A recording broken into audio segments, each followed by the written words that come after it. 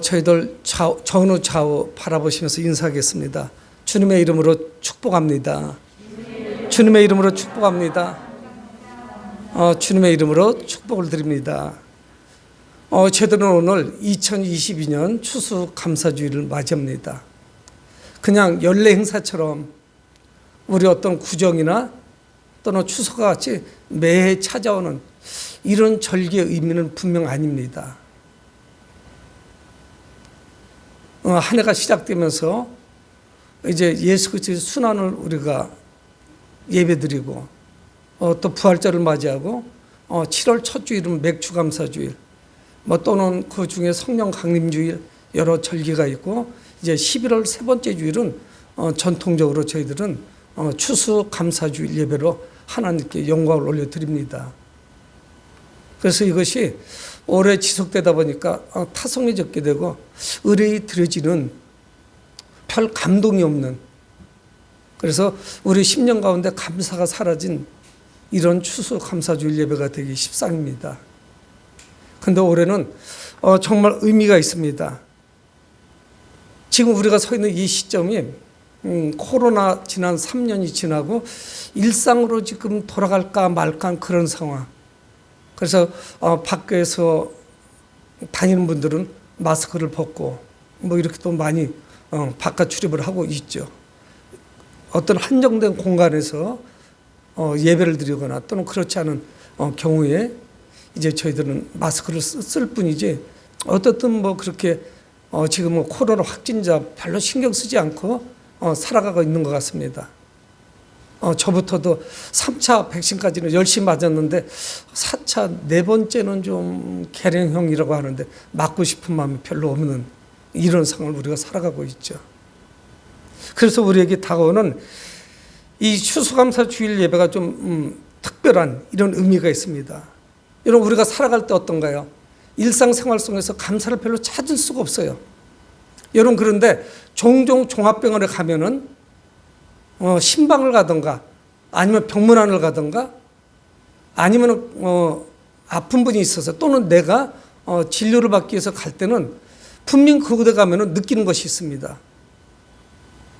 나에게는 아무것도 아닌데, 아주 지극히 일상적이고 평범한 것인데 다 거기 오신 분들이 저는 그저 정상이고 보통의 삶을 살고 있는데 그분들은 어딘가가 문제가 있어요. 간이 안 좋아서 오셨다든가 아니면 폐가 안 좋아서 왔다든가 어떤 분은 암 때문에 왔다든가 대장을 검사하기 위해서 왔다든가 혈압이 높다든가, 우리가 일상생활 속에서 별로 그렇게 불편하지 않았고 약을 먹을 이유도 없었고 병원에 정기적으로 다닐 이유가 없었는데 그 중에 하나가 고장나니까 그분들은 병원에 오는 겁니다. 그래서 우리가 감사를 가장 느낄 수 있는 곳이 어디냐? 병원인 것 같아요. 저분은 내가 정상인 것이 뭔가가 지금 고장났구나, 몸이 아프구나 하는 생각을 하게 되죠. 오늘 성경에 나오는 이 다윗도 역시 마찬가지로 늘 감사가 넘치는 그런 사람이었죠. 성경은 믿음으로 승리한 수많은 사람들을 기록하고 있습니다. 그런데 오늘 성경에 나오는 이 다윗은 압도적이에요. 다른 사람들의 어떤 것을 압도하고도 남습니다. 그래서 하나님께서는 다윗은 내 마음에 합당한 사람이다, 합한 자다 이렇게 말씀하시거든요. 그거 얼마나 하나님 마음에 들었는지, 하나님은 내 마음에 합한 사람이야, 내 마음에 다윗은 쏙 드는 사람이야 이렇게 말씀을 하시는 거예요. 여러분, 근데 이 감사가 일상화되고 늘 감사할 일들이 많아지고 감사가 지천으로 깔려있고 이러면 감사가 사라져요. 무덤덤해집니다. 감사의 의미 부여를 하지 않아요. 하나님 마음에 합당한 사람이었는데 잠시 방심으로 하나님을 잊어버립니다. 하나님의 은혜를 잊었어요. 하나님께 감사함이 사라져버렸어요. 그거는 크리스찬이 쓴 책 같지는 않은데, 책을 광고를 하는데 저는 내용을 안 봤습니다. 근데 책이 타이틀하고 제목하고 내용이 잠깐 소개하는 게 굉장히 도발적이에요. 사람을 만날 때 남의 이야기하는 사람, 불평불만이 가득한 사람, 다 안 된다고 부정적으로 이야기하는 사람 만나지 마세요. 이렇게 써 있더라고요. 그렇게 되면 어떻게 되냐? 나는 긍정적이고 성격이 밝은데도 불구하고 그 사람의 그 성품 이야기에 압도돼 버립니다. 그래서 나도 우울해지죠. 오늘 성경에 나오는 이 다윗은 그래서 오늘 본문에 그렇게 시작을 해요. 우리들은 지금 안 읽었는데 21장 1절에 사탄이 일어나 이스라엘을 대적하고 다윗을 충동하여 이스라엘을 괴수하게 하니라 말씀하고 있습니다. 우리가 아주 쉬운 이런 환경 가운데서 범죄할 수 있어요. 사탄이 일어나서 다윗을 충동질했다고 성경 말씀하고 있습니다. 늘 하나님께 감사하는 사람이었는데 그의 마음을 충동질했어요. 야, 다윗아, 너 한번 인구조사 한번 해봐. 여러분, 인구조사가 얼마나 어려워요. 이 시대는 주민등록이 다 기록이 되어 있고 사람이 돌아가시면 사망신고를 하니까 출생신고와 사망신고가 있으니까 수시로 이게 체크가 되지만 그래도 인구 센서스가 있어서 인구조사를 하죠. 그래서 그들의 직업 다양한 것을 조사합니다. 그래서 이제 그것을 다양한 용도로 정부에서 활용을 하죠. 이런 구약시대의 인구조사는 딱 두 가지 목적이에요. 하나는 뭐냐면 인두세예요. 사람 머리 숫자를 세야만 세금을 거둘 수 있습니다. 세금을 정확하게 걷기 위해서 인구조사를 하죠. 또 하나는 뭐냐면 전쟁을 앞두고 있거나 할 때 군대를 징집하기 위해서 인구조사하는 거예요. 여러분, 그때는 상비군 제도가 아니에요. 그냥 집에서 농사 짓다가 아니면 양을 치다가 전쟁의 기미가 보이면 바로 소집되죠. 예비군 것 같아요. 그러니까 인구조사를 주로 그런 목적으로 하고 있습니다. 근데 성경은 뭐라고 말씀하냐면 사탄이 일어나서 다윗의 마음을 충동질했다는 것이에요. 이것은 어떤 문제가 있느냐? 하나님의 은혜를 망각했기 때문에 이런 일이 벌어진 겁니다. 그의 마음속에 평화가 찾아오고 내 실력을 국내로 충분히 알려줬고 우리나라를 집적거리거나 아니면은 도전하거나 국지전이지만 국경을 침범하는 일들이 점점 줄어들고 있어요. 평안합니다. 여러분, 어떤 분이 그런 이야기를 하더라고요.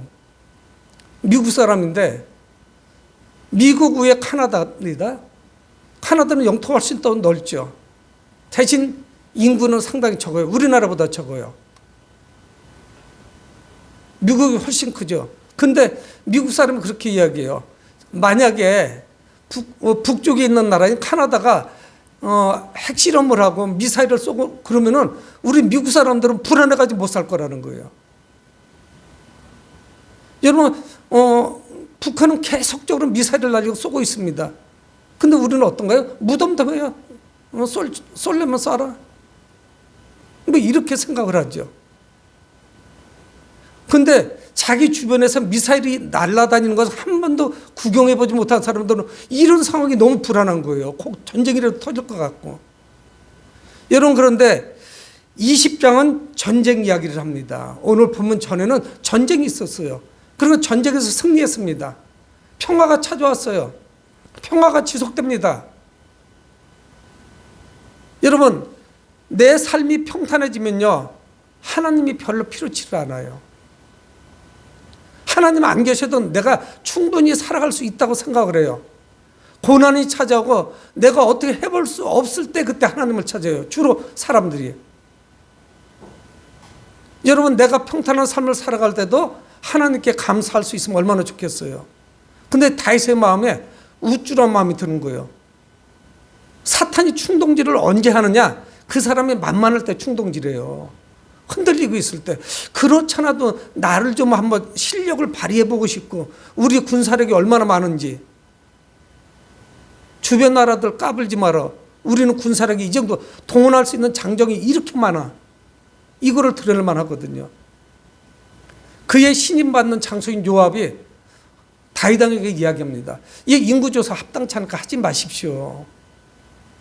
그는 아는 거예요. 하나님께서 지금까지 모든 전쟁을 이기게 하셨던 것이지 다윗의 실력이 출중해서 그랬던 것이 아니었습니다. 여러분, 우리가 여기까지 살아온 모든 것이 하나님의 은혜였죠. 1초간에 그 순간적인 사고에 의해서도 자동차 사고가 나서 우리의 운명이 어떻게 바뀔지도 몰라요. 정말 지금까지 무사히 잘 온 거예요. 그걸 누가 감당해요? 불행한 일이 나에게 지금 아직 안 왔던 것 뿐이에요. 우리 주변에 얼마나 많은 사람들이 불행한지 모릅니다. 이 다윗이 항상 하나님께 감사하고 모든 승리의 영광을 하나님께 돌렸는데 어느 날부터 나태해지기 시작합니다. 그런데 사탄이 충동질하는 거예요. 야, 인구조사해. 내 군사가 이렇게 많잖아. 그걸 한번 뽐내봐. 자랑해봐. 근데 인구조사를 했어요. 그래서 성경 보면 5절에 요압이 백성의 수요를 다윗에게 보고하니 이스라엘 중에 칼을 뺄 만한 자가 110만 명이요 유다 중에 칼을 뺄 만한 자가 47만 명이다. 110만 명, 47만 명. 거의 150여만 명이나 되는 군사를 가지고 있는 거예요. 이거 군대로 바로 전환시킬 수 있는 그런 인적 자원입니다. 근데 다윗이 금방 알았어요. 아, 이거 아니다. 내가 지금 괜한 짓을 했구나. 내가 큰 실수를 했구나. 내가 하나님 앞에 죄를 졌구나 하는 것을 알았어요. 그래서 8절에 다윗이 하나님께 아뢰되 내가 이 일을 행함으로 큰 죄를 범하였나이다. 이제 간구하나니 종의 죄를 용서해 주옵소서. 내가 심히 미련하게 행하였나이다. 정말 미련한 짓을 내가 했구나 하는 것을 알았어요. 또 하나님께서 이 일을 악하게 여기시기도 했지만 하나님이 좋아하시질 않았어요. 지금까지 네가 살면서 승승장구한 것이 다 내가 너에게 준 은혜였었지. 그래서 그것이 감사거리였는데, 근데 이제 자기 실력을 믿는 거예요. 이 정도면 나는 하나님 안 도와주셔도 돼. 내가 알아서 살아나갈 거예요. 이런 상황이 된 거예요. 그래서 큰 죄를 범한 것을 알고 용서를 구합니다. 여러분, 그런데 중요한 사실은 뭐냐? 우리의 죄는 회개해야 돼요. 우리의 모든 범죄를 회개해야 되지만 회개했다고 해서 용서는 받아요. 그렇지만 죄의 대가를 지불해야 돼요. 그는 상황마다 달라요. 하나님께서 주권을 가지고 주권을 행사하십니다. 하나님께서 갓을 보내셨어요. 갓이라고 하는 선견자, 미래를 바라보는 사람을 보내신 거예요. 그래서 말씀하십니다. 공경에 빠졌어요. 아주 곤란한 일이 벌어졌습니다. 그래서 12절에 혹 3년 기근이든지 혹 내가 석 달을 적군에게 패여 적군의 칼에 쫓길 일이든지 혹 여호와의 칼 곧 전염병이 사흘 동안 이 땅에 유행하며 여호와의 천사가 이스라엘 온 지경을 멸할 것이든지 3자 중에 택이라는 거예요. 하나는 뭐냐? 3년 동안 흉년이 들고 비가 안 와가지고 쫄쫄 굶어 죽는 거. 3년 동안 흉년이 드는 거예요. 대기근이 찾아오는 거예요. 여러분, 이때는 천수답입니다. 비가 와야 돼요. 하늘에서 비를 주지 않으면 농사 못 집니다. 저수지가 어디 있어요? 끝나는 거예요. 여러분, 농사 상황이 작황이 좋다고요? 풍년이 들어도 1년 근근히 먹는 정도예요. 여러분, 3년이 이런 기근이 찾아오면 다 굶어 죽는 거예요. 대안이 없습니다. 어떡할 거예요? 아니면은 적에게 쫓겨가지고 3개월 동안 네가 다닐 건지. 이것도 문제가 심각하죠. 나라가 초토화됩니다. 3개월이면 그 자그마한 나라, 경상남북도 합친 것만한 나라가 적의 침략을 받아서 3개월 동안 유린나가면 뭐가 남아나겠어요? 다 죽는 거지. 3년 대기근도 다 죽는 거고 3개월간 쫓겨다니는 것도 이게 말이 아니죠. 다 죽는 거예요. 아니면은 3일 동안 전염병으로 한번 고통을 당할 건지 고르라는 거예요. 세 개 중에 선택권은 다윗에게 왔습니다. 그래서 성경 뭐라고 말씀하냐면은 다윗도 이게 큰 공경이라는 걸 알아요. 그래서 어떻게 해야 될지 이게 심각하죠. 여러분들 같으면 뭘 고를까요? 세 개 중에 3년 대기근, 3년 동안 적에게 패배해서 쫓겨다니는 거. 칼에 여기저기서 이제 죽어 자빠지겠죠. 또 하나는 뭐냐면 전염병이 도는 거예요. 역병이 도는 거죠. 3일 동안. 결정을 내릴 수가 없어요. 지도자가 잘못하는 바람에 지금 큰 낭패를 보게 됩니다. 하나님께서는 일체 그냥 용서해 주실 생각이 없으세요. 이게 왜 심각한 도전이냐면요, 이 다윗 지도자 한 명의 잘못으로 인해서 영적으로 다 사망하게 생겼습니다. 우리는 육체적인 죽음만 생각하시는데 영적으로 싹 죽는 거예요. 괜히 다윗이 우쭐한 마음에, 교만한 마음에 군사력을 한번 이웃 나라들에게 한번 보여주기 위해서 했던 그 행동이 엄청난 파괴 효과가 있는 거예요. 여러분, 그러니까 이 다윗의 인구조사는 내가 하나님 없이 무엇인가 할 수 있다는 그런 자신감에서 나온 거예요. 그런데 막상 지금 답답한 일이 벌어졌습니다. 그런데 그가 깊은 고민에 빠져요. 이 상황에서 누가 고민에 안 빠지겠어요? 13절에 다윗이 가세게 이르되 내가 곤경에 빠졌다. 정말 이거 공경입니다. 차라리 하나님 나를 치시죠. 죄를 내가 범했을까? 차라리 내가 죽어야 되는데 이게 정말 공격입니다. 진퇴양난이에요. 어떻게 될지 모르겠어요. 세 가지 다 선택할 수가 없는 거예요, 이게. 아마 백성들이 생각할 때는 두 번째 카드가 괜찮아 보였어요. 그랬을 거예요. 왜 그러냐면 나라는 침략을 당하지 않고 다윗당만 적에게 쫓겨다니면 그럼 좀 수월할 것 같기는 한데 다윗은 그런 생각은 없죠. 그렇게 끝나지도 않을 것 같기도 하고.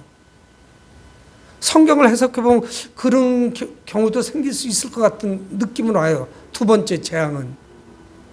다윗만 근데 피할 수 있겠습니까? 지도자가 쫓기면 끝나는 거죠. 그래서 이 다윗은 하나님께 전적으로 맡기기로 합니다. 이 상황을 어떻게 할 것인가? 내가 선택은 하되 하나님의 손에 맡기자. 그래서 그 근거가 어디 있느냐? 13절을 다시 읽어보면 다윗이 가세게 이르되 내가 공경에 빠졌도다. 여호와께서는 긍휼히 힘이 크시니. 이제는 그가 의지할 수 있는 게 뭐냐? 진퇴양난에 빠졌는데 무엇인가 하나를 고르긴 골라야 되는데 하나님의 그 자비하심, 하나님의 사랑에 맡기는 거예요. 하나님께서 차라리 저를 직접 쳐주십시오. 여기에 맡기는 거예요. 그래서 그가 계속 이어서 말씀합니다. 13절 하반절은 내가 그의 손에 빠지고 사람의 손에 빠지지 아니하기를 원하나이다. 차라리 하나님의 손에 빠지고 하나님께 직접 매를 맞겠다는 거예요. 사람의 손에 빠지면 어떻게 될까요? 잔인하기 시작이 없어요. 사람은 용서하지 않습니다. 그는 하나님의 성품, 긍휼히 여기는 마음, 불쌍히 여기는 마음을 의지하기로 해요. 아, 그래, 내가 매를 맞아도 하나님께 맞아야만 회복이 있을 수 있다. 3년 대기근, 3개월 동안 적들에게 패배해서 쫓겨다니는 것, 이거는 내가 선택할 만한 것이 못 된다. 이것들은 큰일 난다. 안 되잖아요. 기근도 어떻게 해요? 결국은 살아남으려면 이웃 나라에 가서 양식을 빌려와야 되는데 다 종으로 팔려가야 돼요. 그래서 전염병에 의지해야겠다. 차라리 하나님께 3일 동안 전염병이 돌았으면 좋겠다는 그런 선택을 합니다. 직접 하나님께 벌을 받기로 해요. 여러분, 근데 이것도 만만치가 않아요.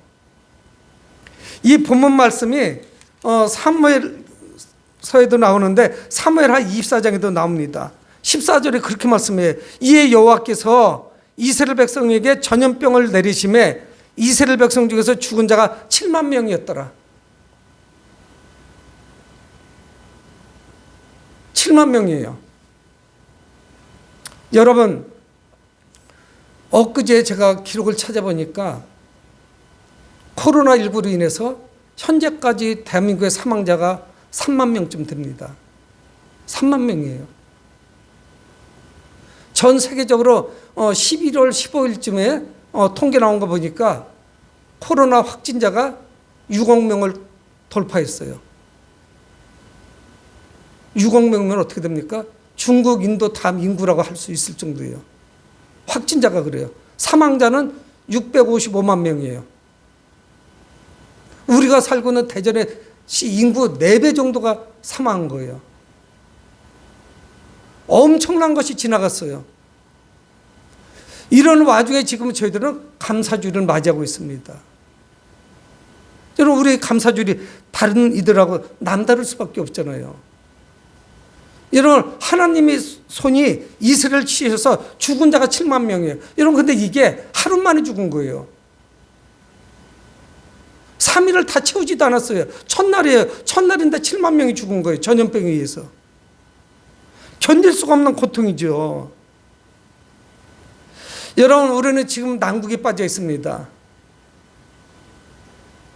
이때도 역시 마찬가지예요. 3,000년 전에도. 다윗은 지금 이걸 어떻게 감당해야 될지 모르겠어요. 7만 명이 자기 때문에 죽었습니다. 하지만 우리는 이런 가운데서도 하나님께 소망을 두셔야 돼요. 하나님밖에 희망이 없어요. 돌파구가 거기밖에 없습니다. 사람은 의지할 수 있는 대상이 못 돼요. 여러분, 자기 앞가림도 못한 누구를 도와주겠어요? 여러분, 하나님의 사랑은 이 엄청난 소용돌이에서 우리를 구원하십니다. 고난 가운데서 일하시는 우리는 주님을 바라보셔야 돼요. 여러분, 이 코로나 시국에 많은 성도들이 떨어졌다 그래요. 교인이 줄고 교회가 문을 닫고. 여러분, 이 코로나 시국에 오히려 더 주님을 바라봐야 되지 않았겠어요? 신앙이 더 침체됐어요. 여러분, 우리는 주님을 바라봐야 됩니다. 시편 116편 8절에 주께서 내 영혼을 사망해서, 내 영혼을 사망해서, 내 눈을 눈물에서, 내 발을 넘어짐에서 건지셨나이다. 우리를 건지실 분은 하나님밖에 없어요. 여러분, 우리는 코로나가 이렇게 오래 갈 줄은 몰랐어요. 그렇잖아요? 한 해쯤 지나면 나아질까? 또 속아가지고 한 해를 또 보내서 2021년이 되고, 또 한 해를 지나서 2022년. 지금도 안 끝났어요. 올 겨울 되면 더 늘어날 거라고 이야기합니다. 실제 늘어나고 있고. 우리가 무덤덤해서 그렇죠. 여러분, 하지만 하나님은 사랑이 풍성하신 분이었어요. 15절에 하나님이 예루살렘 멸하러 천사를 보내셨더니, 천사가 멸하러 할 때에 이 날이 언제냐? 첫날이에요. 천사가 지금 멸하고 있어요. 근데 하나님은 어떻게 했느냐? 재앙 내리심을 뉘우치셨다. 성경은 이렇게 말씀하고 있어요. 여호와께서 보시고 천사가 멸하려 할 때에 하나님께서 보시고 재앙 내리심을 뉘우치셨다 말씀하고 있어요. 하나님께서 우리를 향해서 돌아서 주시지 아니하면 우리는 아무것도 할 수가 없습니다. 하나님의 자비하심, 하나님의 그 긍휼하심을 기대해야 돼요. 이 하나님이 뉘우치셨다, 하나님의 실수해서 아이고 내가 잘못했다, 야 미안하다, 이게 아니에요. 하나님의 마음을 바꾸셨다는 이야기죠. 하나님은 후회하는 분이 아니에요. 그래서 어떻게 했느냐? 이어서 성경 말씀입니다. 천사에게 이르시되, 하나님이 말씀하는 거예요. 마음을 바꾸셔서, 그래서 천사에게 이르시되, 조카다, 이제는 내 손을 거두라. 재앙 내리지 말라고 하는 거예요. 천사에 의해서 벌써 7만 명이 쓰러져 죽었어요. 전염병에 의해서. 근데 그때 천사는 어디에 서 있었느냐? 성경 말씀합니다. 계속 이어서 읽으면, 이제는 내 손을 거두라 하시니 그때 여호와의 천사가 여부스 사람 오르난의 타작마당 곁에 선지라. 사무엘 하에는 아라우나의 타작마당에 섰다. 오르난, 동일한 사람이에요. 이름이 두 가지로 불리네요. 오르난의 타작마당에 천사가 지금 전염병으로 이스라엘을 쓸고 있어요. 아직 이틀이 남았습니다. 근데 하나님 조카다, 이제 손을 거두어라 말씀하시는 거예요. 재앙이 그쳤어요. 재앙이 그친 것을 확인하고 이 다윗은 금 600세겔을 들여서 그 땅을 살려고 삽니다. 그리고 그곳에서 하나님께 번제, 자신의 잘못을 뉘우치면서 제물을 드려요. 여러분, 번제가 뭐예요? 짐승의 각을 뜹니다. 배를 가르죠. 그리고 하나님께 모두 태워서 드리는 거예요. 내장을 빼고 해가지고 드리는 거예요. 번제 다 태우는 거예요. 이거는 뭐를 의미하느냐? 내가 죽어야 되는데 내 대신 짐승이 대신 죽는 거예요. 소나 양이. 그래서 내 죄가 이 짐승이 죽는 것만큼 흉악해요. 내가 죽어야 된다니까. 내가 죽으면 끝나죠. 끝장이 나는 거예요. 그래서 짐승이 죽는 거예요. 그 오르나는 땅을 그냥 주려고 그랬어요. 타작마당인데 그거 뭐 왕이 필요하다고 하는데 그 뭐 몇 평 준들 무슨 소용이 있겠어요. 여러분 밀밭 사이에 평평하게 추수해서 탈곡하기 딱 좋은 곳을 타작마당이라고 합니다. 큰 돌 다 골라내고 아주 평평하죠. 거기서 도리깨질을 하는 거예요. 키로 까부는 거예요. 그래서 알곡만 가지고 집으로 들어가죠. 여기가 하나님께 제사 드리기 가장 좋은 곳이니까. 근데 거기에 천사가 서 있었어요. 그래서 그것을 금 600세겔을 주고 삽니다. 거저 주겠다. 그냥 임금님께서 쓰십시오. 필요한 대로 쓰십시오 하는데 그가 돈을 주고 대가를 지불하고 그걸 받았어요. 여러분, 그리고 오늘 성경에서 이어서 22장이 나옵니다. 22장에서는 다윗은 성전을 그곳에다 지려고 그래요. 여러분, 이곳은 어디였느냐? 아브라함이 자신의 아들 이삭을 제물로 드리려고 했던 모리아산이에요. 이곳에 천사가 서 있었어요. 전염병을 내려가지고 7만 명이 죽었어요. 근데 그 땅을 사서 다윗은 하나님께 제물을 드렸어요. 제사를 드렸습니다. 예배 드렸어요. 그리고 그 자리에다가 성전을 짓고 싶었어요. 아들은 자기는 지을 수가 없어요. 아들대에 가서 비로소 완성이 됩니다. 솔로몬이 그곳에 제단을 짓게 되죠. 그곳에 성전을 짓게 됩니다. 그가 하나님 앞에서 참회의 제사를 드렸던 그 자리, 그곳에 이제 후에 자신은 성전이 지어지는 걸 못 보지만 준비를 다 하고 아들인 솔로몬 왕이 성전을 지어요. 최고급 자재를 가지고 예루살렘 성전이 완성되죠. 그리고 먼 훗날 1000년이 지나서 예수 그리스도께서 그 산에서 십자가에서 죽으시는 거예요. 놀라운 일이죠. 아브라함이 이삭을 드렸던 것, 다윗이 고난 가운데 하나님께 회개하면서 번제물을 드렸던 것, 예수님께서 십자가에서 죽으셔서 우리를 위해서 대속제물이 되어주신 그곳이 똑같은 한 평 차이도 없이 1m 차이도 없이 똑같은 지역은 아니지만 그 산이에요. 그 능선이라고요. 사랑하는 성도 여러분, 우리는 지난 3년 동안 큰 고난과 어려움 가운데 이 과정을 거쳐서 여기까지 왔습니다. 우리의 감사주일이 그냥 평범한 그런 감사주일이 아니에요.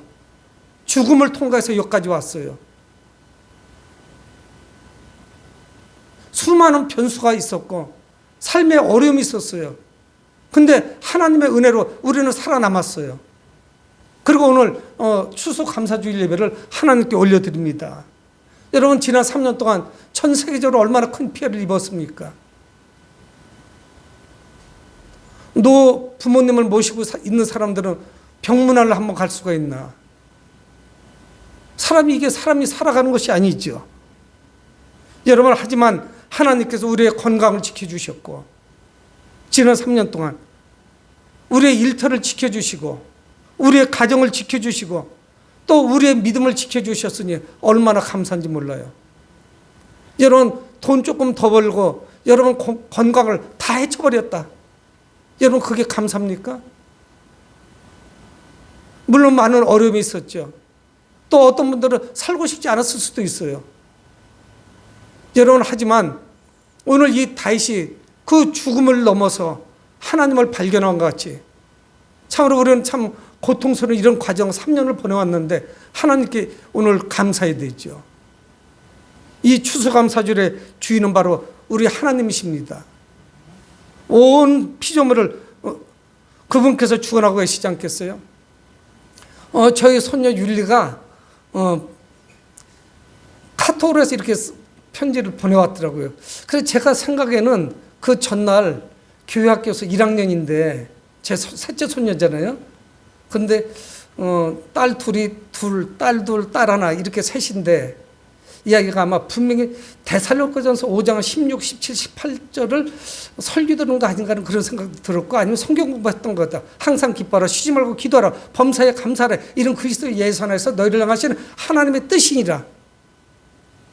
그래서 신지 아니면은 이것이 노래인지 모르지만 이렇게 써서 보냈어요. 그래서 제가 보니까 제목이 그래요. 무슨 날도 감사? 이건 어법이 좀 안 맞아요. 무슨 날도 감사는 없죠. 어떤 날도 감사 또는 모든 날도 감사인데 그 아이는 그렇게 썼어요. 무슨 날도 감사, 내 생일도 감사, 매일매일 감사, 오늘도 감사, 내일도 감사, 어저께도 감사. 이거는 맞춤법이 조금 틀렸더라고요. 어저께라고 기억받침 썼더라고요. 어저께. 하나님도 감사. 그리고 감사송이라고 또 썼어요. 보니까 그래도 감사, 그래서도 감사, 그러니까 감사, 아주 그냥 감사 끝내줘요. 그거는 그냥 제가 농담을 했어요. 이래도 감사, 저래도 감사, 매일매일 감사, 쉬지 말고 감사, 항상 감사, 범사에 감사, 친구도 감사, 사랑해도 감사, 친구가 아니어도 감사, 먹을 때도 감사, 씻을 때도 감사, 하나님께 감사. 근데 이 제목이 감사송이에요. 감사의 노래라고 쓴 거예요. 아주 단순해요. 근데 지가 감사한 거를 쭉 써본 것 같아요. 여러분, 우리야 물론 삶에 모두 100% 만족하며 살 수는 없습니다. 불쑥불쑥 치밀어 오르는 것들이 얼마나 많은지 몰라요. 우리를 분노하게 하는 것, 우리를 실망시키는 것이. 근데 오늘 추수감사주일에 지난 3년 참 질긴 인연이네요. 코로나하고 아직도 떠나가지 않고. 근데 오늘 우리의 추수감사주일은 그 이전과는 확연히 다릅니다. 우리는 참된 마음으로 하나님께 감사해야 돼요. 여러분, 세상 사람들이 누가 감사합니까? 우리는 없는 가운데서도 하나님께서 주신 그 풍성한 은혜에 감사하죠. 이 작은 것을 가지고 긍정적인 생각을 가지고 하나님께 감사하는 거 아니겠어요? 우리 삶 속에, 내 생각 속에 부정한 생각에 틈탈 어떤 빈틈도 없죠. 그걸 놓치는 순간에 오늘 다윗에게 임했던 것 같이 사탄이 충동질하는 거예요. 야, 너같이 비참한 삶이 어딨냐? 네가 살 자격이냐? 계속 우리를 향해서 공격하는 거예요. 감사가 사라지면 살 수가 없습니다. 오늘 다윗이 드린 제물은 단순한 동물이 아니었어요. 물론 동물을 드리지만 그건 자기 자신이었습니다. 찢겨서 불에 타는 동물을 보면서 자신의 죄를 발견하죠. 우리는 코로나의 치명적인 죽음을 통과해서 여기까지 이르게 됐습니다. 하나님께서 얼마나 위대하게 일하셨는지 알 수가 없어요. 우리의 감사주일은 생명과 연결이 됩니다. 하나님께서 죄인을 살리려 아들을 십자가에 내어주셨어요. 그래서 예수 그리스도께서는 우리를 위해서 십자가에 죽으셨어요. 우리의 감사를 그것만으로도 만족해요. 그거로도 충분해요. 더 이상이 있을 수가 없어요. 그 무엇하고 비교할 수가 없습니다. 사랑하는 성도 여러분, 오늘 감사주일에 생명의 감사를 올려드리는 여러분들이 되시기를 주의 이름으로 축원을 드립니다. 고마우신 아버지 하나님,